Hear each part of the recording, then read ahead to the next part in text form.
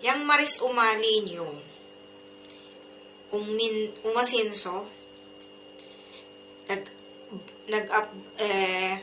nag-upgrade, nag-upgrade si Maris Umali, guys. Nagiging ano na siya dun sa Czech Republic. Nagiging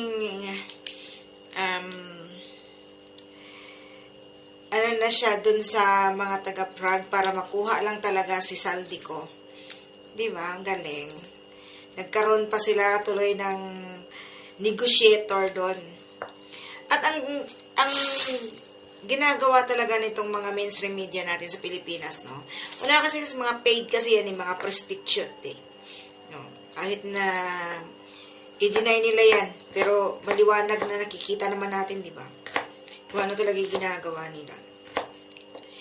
So ngayon, si Maris Umali,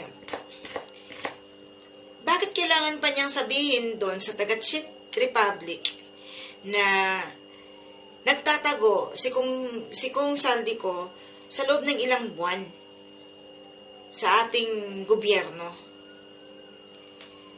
Unang-una, ang nagpaalis kay Saldico ay si Bongbong Marcos at si Martin Romualdez. Diba?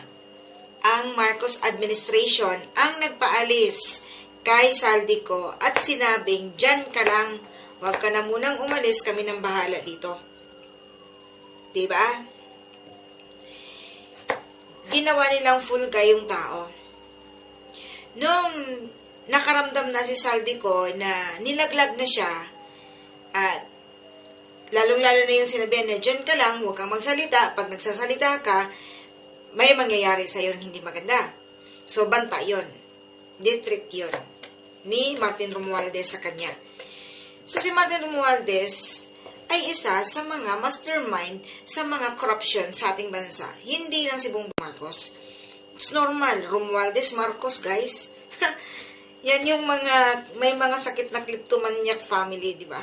Alam naman natin yan.